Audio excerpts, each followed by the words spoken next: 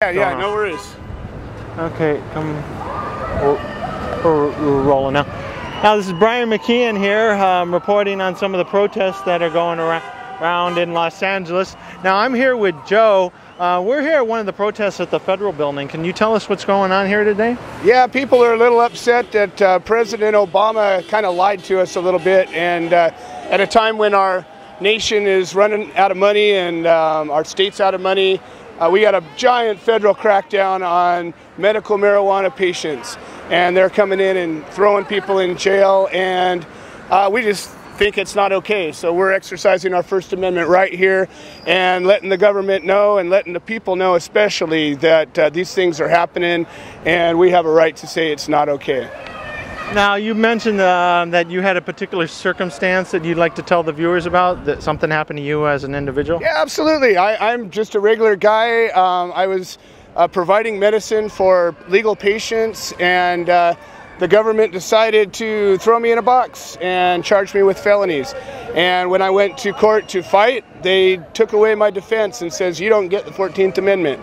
And so I thought that wasn't very funny. So I decided to take a stand, and a lot of the people that are here are people that are supporting my case and all the other cases like mine, where people, yeah, exactly, where people are getting stripped of their rights. In Montana, people have lost their Second Amendment and Fourth Amendment rights. They're not allowed to own firearms if they're a medical marijuana patient.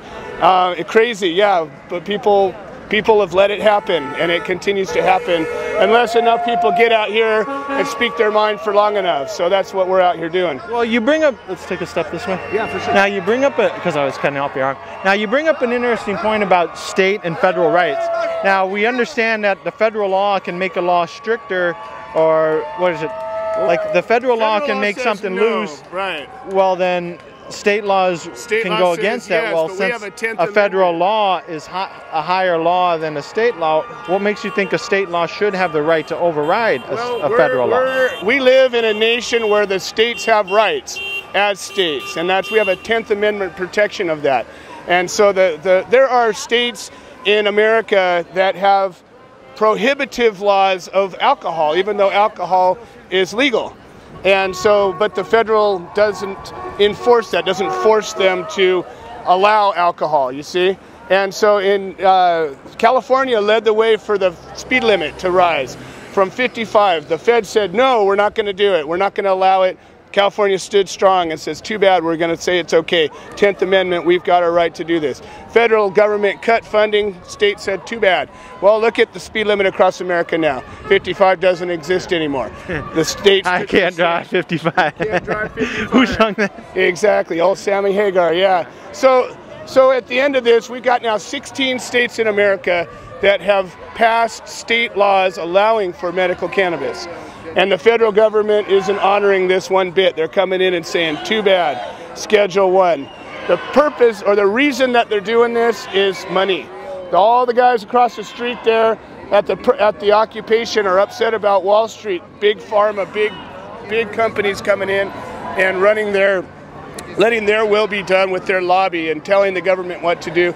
Same thing happened. If you know the history of cannabis prohibition, it's all based on money and big companies, William Randolph Hearst and the chemical companies. Well, you bring up an interesting thing that I've kind of had a feeling toward.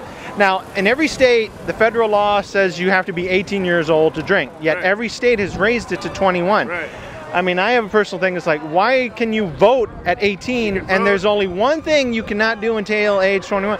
Wouldn't it be a lot easier to just have every state, you know, bring the drinking age back down to 18, and that would make sense. Get a lot of the drug war and stuff. It would eliminate a lot of that problem. It wouldn't necessarily be part of the medical industry, but it would eliminate a lot of the drug trade if you made alcohol back to the federal limit. Sense being introduced into our federal government might spread.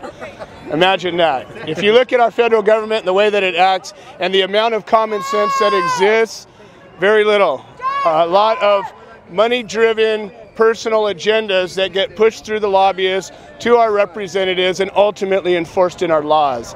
And that's what happens. It's the sad reality that only obviously a few people are willing to stand up and say, hey, it's not okay. Hopefully it's growing. Hopefully more people are getting that this is real, this is serious, and it's worth making a stand for, because that's the only way we're going to change it, is if the people's will gets heard. Okay, so in closing, is there any last-minute things you'd like to say to the viewers? Absolutely. Nobody should go to jail for a plant, ever. That's my statement. Okay, so in closing, this is Brian McKeon talking to you.